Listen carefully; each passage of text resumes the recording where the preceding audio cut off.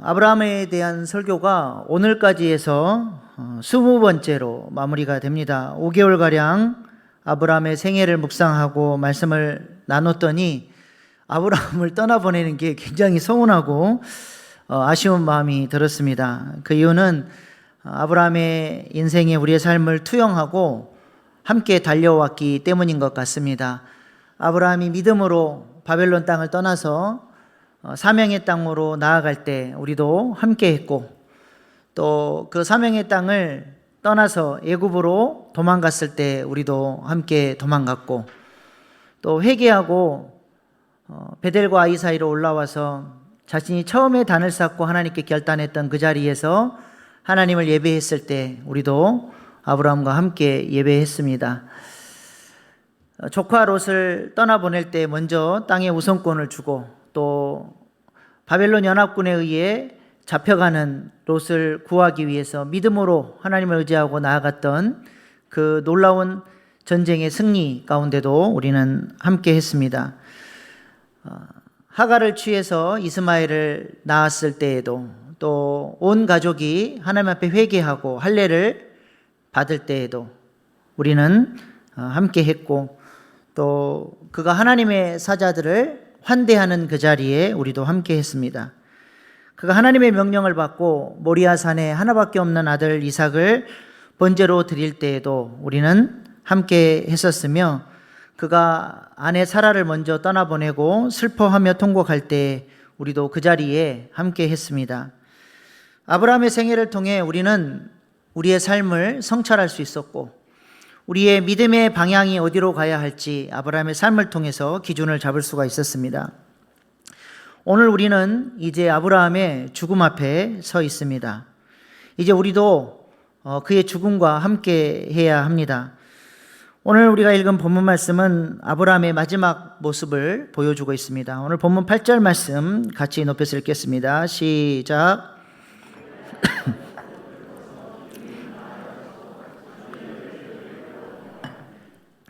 아브라함이 기운이 다하여 죽었다라고 하는 말을, 그 원문을 그대로 직역하면 영을 포기하다라고 하는 그런 뜻입니다. 그 말은 아브라함이 어떤 불의의 사고나 불치병에 걸려서 죽기 싫은데 죽은 것이 아니라 하나님께서 주신 정한 수를 다 채우고, 하나님 이 세상에서 주님 주신 사명 다 마쳤는데 이제 아버지께로 돌아가고 싶습니다. 내 영을 아버지께 드립니다. 이렇게 자발적으로 하나님 앞에 내려놓고 있는 것을 보여주고 있습니다. 그런 자신의 삶에 만족했고 풍성하게 주신 그 하나님의 은혜에 기뻐하면서 기꺼이 이제 하나님께로 돌아가려고 하는 것입니다. 또 그의 나이가 높고에 사용된 히브리어 사베아는 단순히 아브라함이 오래 살았다라는 그런 의미가 아니라, 이 단어의 의미 속에는 충만하고 만족하다라고 하는 그런 의미를 갖고 있습니다. 다시 말해서 아브라함의 삶이 충만하고 만족한 삶이었기 때문에 아쉬움이 없이 기쁨으로 주님께로 돌아가겠다라고 하는 것입니다. 이렇게 오늘 본문 말씀은 아브라함의 마지막 죽음의 모습을 매우 만족스럽고 충만한 상태라고 하는 것을 우리에게 보여주고 있습니다. 우리가 이미 아브라함의 생애를 살펴본 것처럼 아브라함이 완전하고 완벽한 삶을 산 사람은 아니죠. 때때로 실수도 했고 넘어졌고 연약했습니다. 그러나 그럼에도 불구하고 아브라함이 자신의 삶을 풍성하고 만족하다고 고백할 수 있는 이유는 그가 풍성하신 하나님 엘샤다이 하나님을 만났고 그와 동행했기 때문입니다. 창세기 17장 1절 말씀 우리 같이 높여서 읽겠습니다. 시작.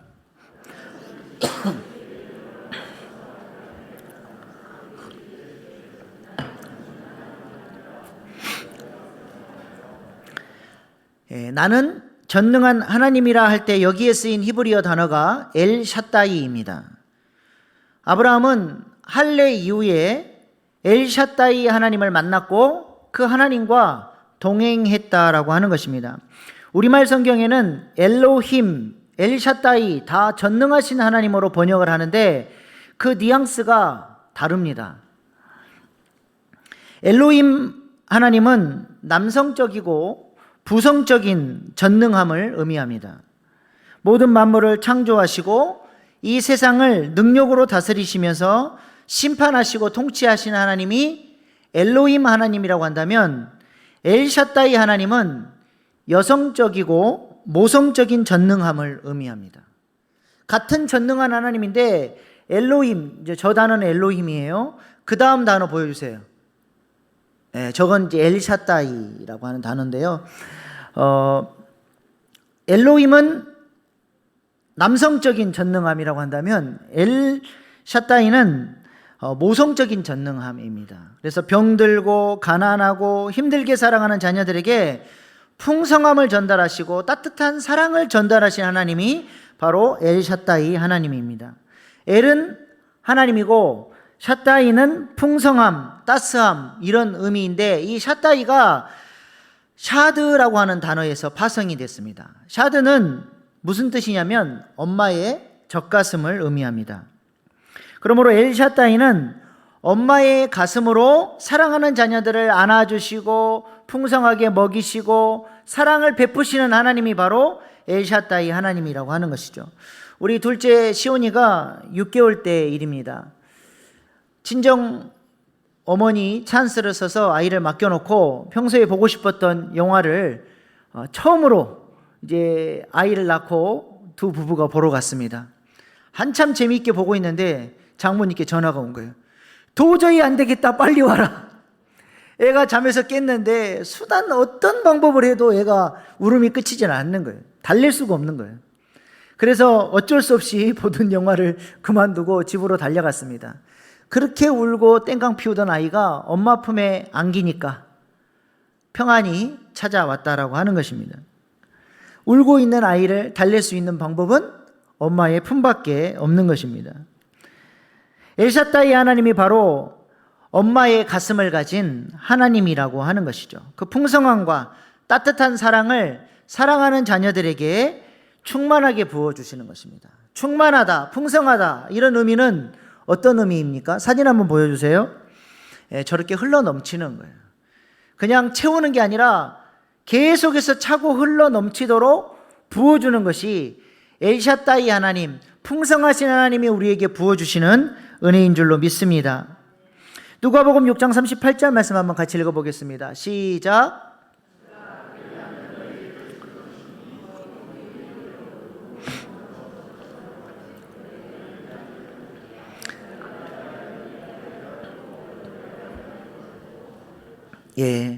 엘샤다이 하나님께서 우리에게 부어주시는 풍성한 은혜가 뭐냐? 후히 되어 누르고 흔들어 넘치도록 하여 우리에게 안겨주시는 그런 풍성한 은혜라고 하는 것입니다. 에스겔서 46장도 생각해 보시기 바랍니다. 엘샤다이 하나님께서 성전을 통해서 생수의 강물을 흘려보내주시죠. 어떻게 됐습니까? 그 생수의 강물이 발목, 무릎, 허리, 가슴, 나중에는 헤엄치지 않으면 안 되는 큰 생수의 강이 돼서 아라바 광야를 적시고 사해까지 그 강물이 흘러갑니다. 사람이 살 수 없고 동물이 살 수 없는 그 광야에 생수가 흘러가니까 물고기가 생기고 어부들이 생기고 마을들이 생겨나고 죽은 바다 사해가 살아나는 이 풍성한 은혜, 이것이 바로 엘샤다이 하나님이 부어주시는 은혜입니다. 오늘 본문 말씀도 보시기 바랍니다. 하나님께서 아브라함에게 부어주신 풍성한 은혜가 어떻게 됐습니까? 아브라함의 생애만 그렇게 풍성한 게 아니라 그의 자손들에게도 충만하게 흘러갔다라고 하는 것입니다. 오늘 우리가 읽은 말씀에 보면 아브라함은 사라의 죽음 이후에 구두라를 통해서 6명의 아들을 더 낳게 됩니다. 이 세장가 간 아브라함의 모습을 여러분은 어떤 관점으로 보십니까? 우리 생각에 그냥 사라에 대한 정절을 지키면서 얼마나 더 산다고 호라비로 좀 사시지, 뭐 하려고 세장가 가서 6명의 아이들을 낳았을까? 또 우리가 그렇게 생각할 수 있습니다. 무슨 의미가 있어서 아브라함의 이 죽음의 장면 앞에 6명의 아들을 더 낳는 장면을 하나님께서 일부러 말씀을 하셨을까요? 이에 대해서 신학자들도 다양한 의견들이 있습니다. 우리 장로교의 아버지라고 할 수 있는 존 칼빈은 이 모습을 조금 부정적인 모습으로 봅니다. 마치 하갈을 아브라함이 취했던 것과 같은 똑같은 실수를 아브라함의 노년에 행한 것으로 생각을 하는 것이죠. 그래서 이런 아브라함의 죽음 직전에 이런 아브라함의 실수를 배열함으로써 아브라함의 아브라함됨이 아브라함의 의나 자기의 어떤 공로로 아브라함이 믿음의 조상이 된 것이 아니라 하나님의 절대적인 은혜가 아브라함을 아브라함 되게 했다라고 하는 것을 강조하기 위해서 이 아브라함의 문제를 마지막에 드러내심으로써 하나님의 은혜를 강조하는 것이라고 이야기를 합니다. 반면에 같은 종교개혁자였던 마틴 루터는 이것은 하나님께서 아브라함을 열국의 아비가 되게 하시겠다고 약속하신 그 약속의 성취를 보여주는 말씀이다라고 이야기를 합니다. 여러분은 어떤 편이십니까? 어떤 해석이 더 성경적인 해석인 것 같습니까? 아브라함의 부끄러움을 드러냄으로써 하나님의 은혜를 강조하는 말씀인 것 같습니까? 아니면 아브라함에게 약속하신 여러 민족의 아버지가 될 것이라고 하는 그 약속의 성취로 보는 것이 맞을까요? 쉽게 판단할 수 없지만 저는 루터 쪽 해석이 더 성경적인 해석인 것 같습니다. 창세기 17장에서 엘샤다이 하나님은 아브라함에게 나타나셔서 무엇을 약속하셨습니까? 17장 5절로 6절 이제 후로는 내 이름을 아브라함이라 하지 아니하고 아브라함이라고 하리니 이는 내가 너를 여러 민족의 아버지가 되게 함이니라. 내가 너로 심히 번성하게 하리니 내가 내게서 민족들이 나게 하며 왕들이 내게로부터 나오리라. 엘샤다이 하나님은 아브라함에게 너는 많은 민족의 아비가 될 것이라고 약속하셨습니다. 그리고 그 약속대로 엘샤다이 하나님은 아브라함의 노년에 구두라를 통해서 6명의 아들을 낳게 하셨고 그 아들들이 여러 민족을 이루게 된 것입니다. 그리고 이 민족들은 결국 이삭을 통해서 또 이삭의 후손인 이스라엘 백성들을 통해서 복을 받게 되고 주의 성전으로 나오는 그런 민족들이 되는 것입니다. 아무튼 아브라함은 자신에게 주신 엘샤다이 하나님의 풍성한 은혜를 자신의 자손들에게 풍성하게 흘려보내주는 그 모습을 마지막 모습으로 보여주고 떠나고 있습니다. 오늘 본문 5절 6절 말씀 한번 같이 읽어보겠습니다. 시작.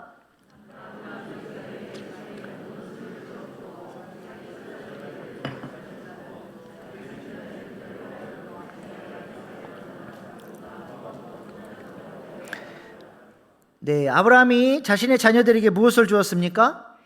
이삭에게는 자기의 모든 소유를 주었고 또 구드라를 통해서 얻은 서자들에게는 재산을 주었습니다. 무슨 차이가 있어요? 이삭에게 준 자기의 모든 소유는 원문의 의미를 살려서 풀어보면 재산뿐만 아니라 아브라함이 갖고 있던 비전, 영적인 믿음, 이런 눈에 보이지 않은 가치관과 생각과 마음의 이런 모든 아버지의 믿음의 유산이 이삭에게로 그대로 풍성하게 흘러 들어갔다라고 하는 것입니다. 그리고 서자들에게는 재산을 줬죠.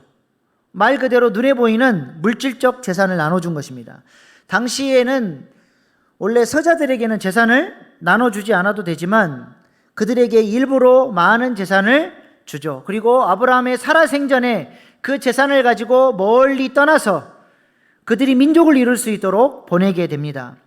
이것을 통해서 아브라함은 이후에 자신이 죽은 다음에 이삭과 이 자녀손들이 재산 다툼을 하지 않도록 미리 죽기 전에 자신의 재산을 잘 정리를 했고 또 이런 서자들을 멀리 보냄으로써 이삭이 가나안 땅 약속의 땅에서 그 작은 자가 천을 이루고 그 약한 자가 강국을 이루는 이 사명을 감당할 수 있도록 환경을 배열해 준 것입니다.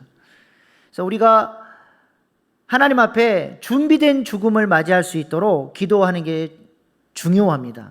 그리고 재산도 미리 지혜롭게 잘 처리를 하셔야지 그냥 가버리면 나중에 자녀손들이 머리끄댕이 잡고 서로가 많이 갖겠다고 싸우는 일들이 얼마나 많이 일어나는지 모르는 거죠. 그래서 아브라함은 이렇게 마지막 자신의 죽음을 잘 준비하고 하나님 앞으로 떠나게 된 것이죠. 이렇게 아브라함으로부터 풍성한 영적 유산을 물려받은 이삭의 인생이 어떻게 됐습니까? 오늘 본문 11절 말씀입니다. 아브라함이 죽은 후에 하나님이 그의 아들 이삭에게 복을 주셨고 이삭은 브엘라에로이 근처에 거주하였더라. 아브라함이 죽은 이후에도 엘샤다이 하나님은 아브라함에게 풍성하게 역사해 주셨던 것처럼 이삭에게도 풍성하게 역사하시면서 넘치는 복을 주셨다라고 하는 것입니다. 이삭이 농사를 지으면 100배의 결실을 맺었고 샘을 파면 파는 곳마다 샘물이 터지는 이 놀라운 역사가 7번이나 반복이 됩니다. 얼마나 하나님께서 그의 인생 가운데 복을 주시는지 이방 사람들이, 이삭을 괴롭혔던 이방인들이 이삭에게 찾아와서 당신과 우리가 평화 조약을 맺자. 당신의 생애를 보니까 하나님의 도우심이 놀랍게 나타난다라고 고백할 만큼 이삭의 삶 가운데 하나님께서 풍성한 복을 허락해 주셨다라고 하는 것입니다. 또한 아브라함이 죽은 후에 이삭이 어디에 거주했습니까? 브엘라 헤로이에서 거주했죠. 이 땅은 어떤 땅이에요? 창세기 16장 13절로 14절 말씀 같이 읽겠습니다. 시작.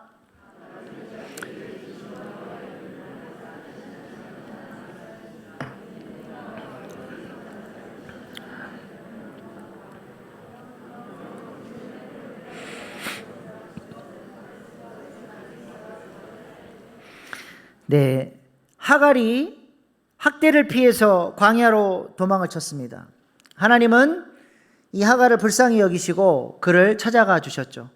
광야에서 이제 더 이상 마실 물이 없고 죽음을 기다릴 수밖에 없는 그 끔찍한 상황 속에서 하나님은 그 순간에 나타나신 것입니다.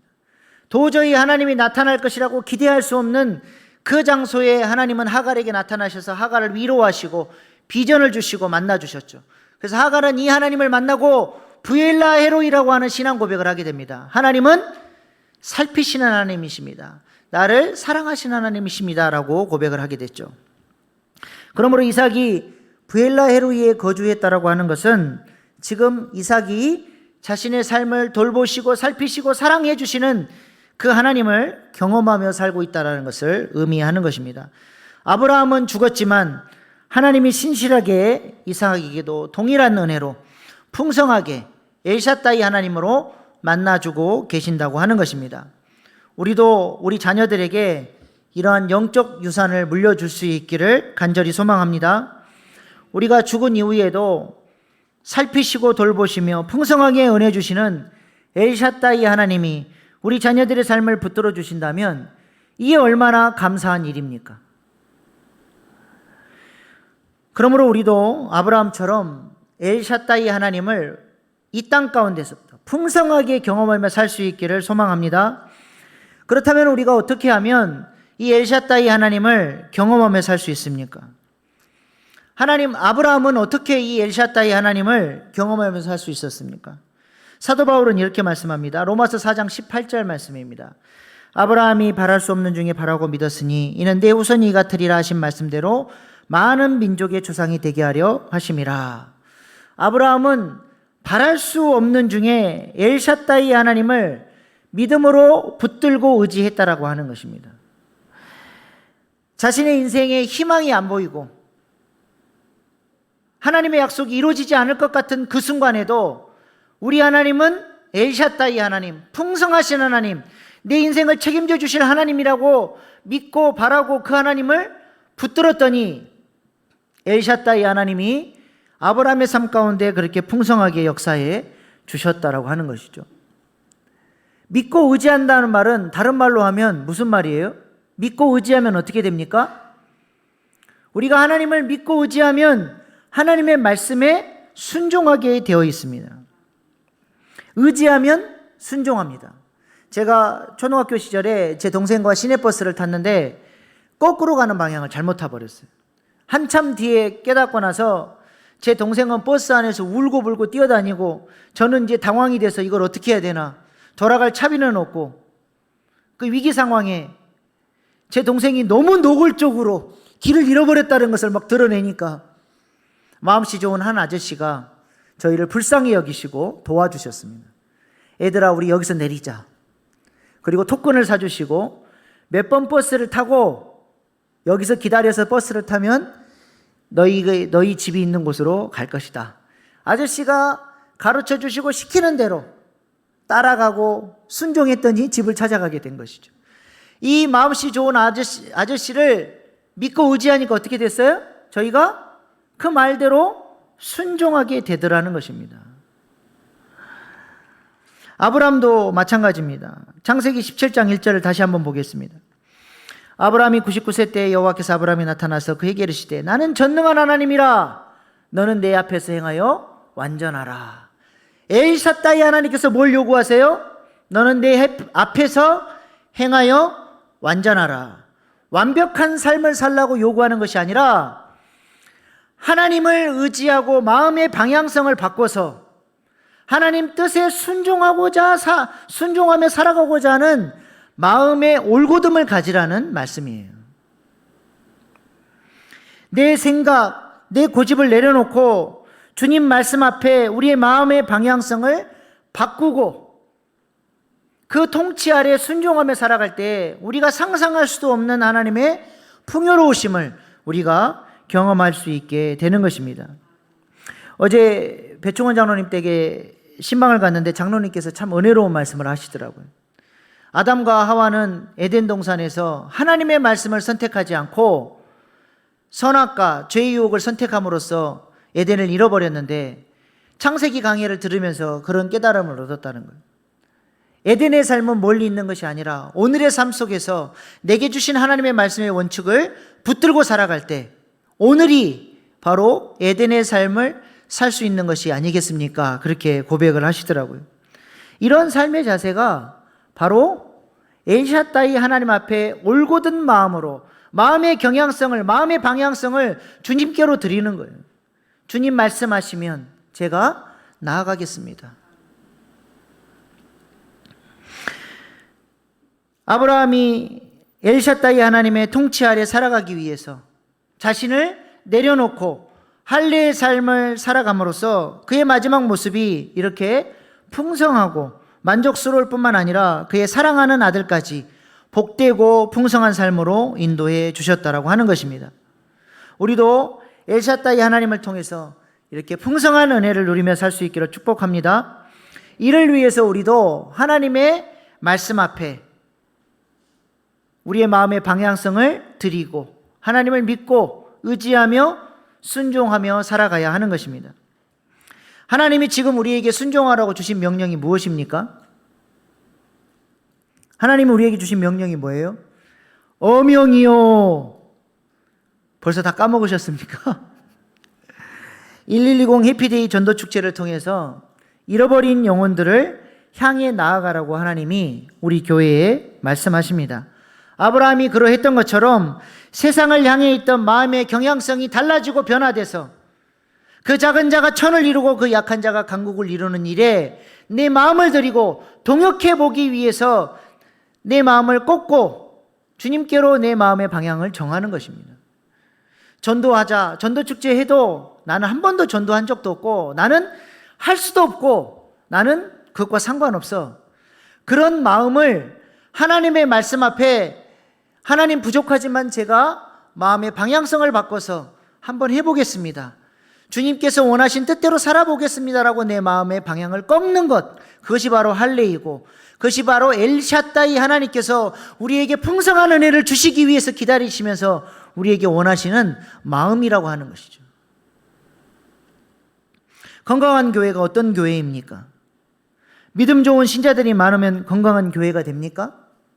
그럴 수 있죠. 그러나 아닐 수도 있습니다. 성숙한 교인들이 많이 있지만 하나같이 다 자기 생각이 옳고 자기가 주장하는 것만 강조하다 보면 교회는 한 방향으로 나아갈 수 없고 하나님께서 귀하게 쓰시는 건강한 교회로 설 수 없게 되는 것입니다. 어떤 사람들은 전도를 강조하고 어떤 사람은 말씀을 배우고 그 말씀을 가지고 나가야지 무조건 나가면 되냐. 어떤 사람은 기도가 중요하다. 교회가 기도하지 않고 어떻게 사역하냐. 어떤 사람은 다 그렇게 밖으로만 나가면 우리 다음 세대는 누가 지키냐? 교육부서를 살려야 될 거 아니야. 각기 다 다른 주장을 하게 되면 그 교회는 건강한 교회가 될 수 없는 것입니다. 왜 영적 지도자를 세우고 목양을 받게 하십니까? 이 교회를 향한 하나님의 뜻을 영적 지도자를 통해서 세워주시고 선포케 하시고 그 영적 우리 교회가 나가야 될 깃발을 꽂아주시면 그 깃발 아래 모이는 거예요. 어떤 때는 기도로, 어떤 때는 전도로, 어떤 때는 말씀으로 이 교회가 집중해야 될 주제를 향해서 마음을 모을 때에 그 교회가 힘 있는 교회, 능력 있는 교회가 되는 것입니다. 그러한 교회의 방향성에 내 생각과 고집을 좀 내려놓고 한마음 한뜻으로 집중하고 함께 달려나갈 때 하나님께서 쓰시는 건강한 교회로 세워지게 되는 것이죠. 그러므로 울신교회를 향한 하나님의 뜻이 무엇입니까? 1110 해피데이 선포식을 통해서 우리 교회에 하나님의 어명이 떨어진 거예요. 이 어명에 순종하고 우리의 마음의 방향성을 주님께 드릴 때 엘샤다이 하나님께서 풍성한 은혜로 우리의 삶과 가정과 우리 교회 가운데 놀라우게 역사해 주시리라 믿습니다. 지난주에 목장에서 기도 제목 나누셨죠? 우리가 이렇게 그의 나라와 의를 구하며 주의 말씀에 순종할 때 하나님께서 나머지 모든 것들을 다 채워주시는 거예요. 우리의 기도 제목 가운데 정말 풍성하게 역사해 주시리라 믿습니다. 이번 1120 해피데이 전도축제를 통해서 우리가 엘샤다이 하나님의 풍성한 은혜를 충만하게 경험할 수 있는 저와 여러분 될 수 있기를 간절히 소망합니다. 마지막으로 주의 복음 전하는 일에 순종함으로써 엘샤다이 하나님을 풍성하게 만나고 그 하나님을 자랑하며 살아가는 이은상 선교사님의 간증을 듣고 오늘 말씀을 마치겠습니다.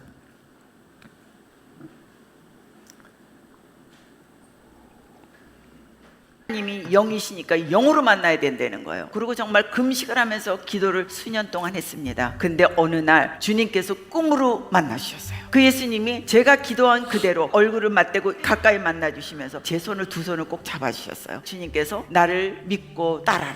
그리고 말씀하시는데 제 인생이 변화되기 시작했습니다. 이제는 살아계신 예수님을 친히 만나고 나니까 주님 앞에 죽도록 충성하고 예수 그리스도를 사랑해야지 하고 제 삶이 변하시게 됐는데, 예수님을 사랑하고 예수님 앞에 충성할수록 고난과 역경이 많다는 거. 왜냐하면 주님이 나는 너의 하나님이야, 나는 너의 구원주야, 그거를 가르쳐주기 위해서 주님이 저를 길러주기 시작하셨어요. 제가 예수 믿으면서 제일 부러워했던 게 모태신앙입니다. 하나님은 저의 소원의 기도를 들으시고 4대째 모태신앙의 남편을 만나게 해주셨어요. 결혼하고 보니까 모태신앙이 아니라 모태신앙이었어요. 배신감이 느껴졌어요. 그러니까 저는 하나님, 저희 남편은 목사 되게 해주세요. 그러면 저는 저 남편 뒤에 숨으면 되니까, 그러면 주의 종의 삶을 살 수 있으니까 하나님이 남편을 목사를 만들어 주셨어요. 그래서 저는 뒤에서 숨었어요. 그리고 저희가 하나님 이렇게 삶을 살고 있었는데, 예배를 보러 갔는데 주님께서 너 뭐 하다 왔니? 예배 가운데 그러시는 거예요. 내가 너한테 많은 애와 축복을 줬는데 너만 잘 먹고 잘 살다 왔냐? 대답할 말이 없어. 눈물만 펑펑 쏟아졌어요. 그리고 주님 앞에 돌아와서, 주님, 제가 무엇을 해야 될까요? 제가 어찌해야 될까요? 주님께서 천하보다도 귀한 한 영혼을 위해서 영혼 구원하는 일을 하라, 그 말씀을 하셨어요. 그래서 그때부터 저는 용기를 내서 노방전도도 하고, 이제는 제가 봉사하거나 헌신의 중심이 아니라 한 영혼을 구원하는 데 집중하기 시작했어요. 그러면서 하나님께 한국으로 부르심을 받았는데요, 고국으로 돌아가는 게 쉽지는 않았습니다. 저희는 보따리 몇 개 가지고 고국으로 귀국을 했습니다. 또 하나님은 다음 단계의 저희의 모습을 위해서 훈련하기 시작했어요. 그때 주님께 한 걸음 한 걸음 순종하다 보니까 제가 최전방 선교사가 돼 있었습니다. 하나님께서 그 많은 훈련과 역경과 고난을 통해서 훈련한 건 뭐냐면 순종이었어요. 순종하는 것이 우리 삶에 가장 어렵다 그러는데, 그게 훈련이 되고 하나님께서 가르쳐 주시다 보니까 그게 가장 쉬웠어요. 왜냐하면 순종을 하고 나면 저는 그것만 전하면 됐고, 구원은 하나님이 하시기 때문에. 저희가 순종한다는 것은 주님이 말씀하시면 네 주님, 그 결과는 주님이 책임이지 제 책임이 아닌 거예요. 그렇게 살아오면서 하나님께서 위대하심을 너무 많이 보여주신 거예요. 저한테 말씀하신 거, 너는 오지로 들어가서 선교사가 없고 아직 교회가 없는 곳에 들어가서 복음을 전하라. 저희는 주의 영이 저와 함께 하시기 때문에 어디든지 들어갈 수 있도록 인도해 주셨습니다. 제가 간 것이 아니라 주께서 하셨습니다. 하나님의 일이 무엇이냐? 성교를 되게 하는 것이 아니라 성령이 성교를 되게 하십니다. 성교는 예수의 제자를 세우는 것입니다. 여러분들의 민족과 여러분들의 나라와 하나님의 나라를 위해서 한 명의 바울만 나와도 저는 고로 족합니다. 그들과 함께 오지를 다니면서 개척을 하고 하나님께서 길러주셨는데요, 구원을 이루시고 영혼을 구원하시는 건 예수 그리스도이십니다. 예수 그리스도의 살아계신 영이 친히 일하고 계시는 것입니다. 여러분, 우리가 전도할 때 낙심하지 마시고요, 내가 구원하려고 그러는 게 아니라 주님이 하십니다. 그러니까 저희 남편하고 같이 아프리카에 들어가서 말씀을 전하러 들어갔는데요, 어디 낭떠러에서 떨어질지 모르는 그 꼬불꼬불 길에서 하나님은 저희에게 기쁨이 충만하게 하신 거예요. 내가 너의 기쁨을 너에게 주어 너의 기쁨을 충만케 한다. 저렇게 복음 전하고 다니는 모습이 하나님 앞에는 너무 기쁘셨던 것 같아요. 그 기쁨을 저에게 채워주셨기 때문에 저희는 그런 오지 산중에 죽을 고비 앞에서도 감사함으로 찬양할 수 있게 하셨어요. 예수 그리스도가 저희와 함께 하시고 내가 네 안에, 네가 내 안에 있으면 저희는 무조건 행복할 수 있습니다. 어떤 상황에도 감사할 수 있습니다. 오늘도 하나님께서 무슨 일을 행할까, 아주 작은 일에도 저희의 신음소리까지도 동참하신 하나님, 저는 주님을, 여러분들 안에, 제 안에 오늘 역사하시는 주님을 기대합니다. 기도하시겠습니다.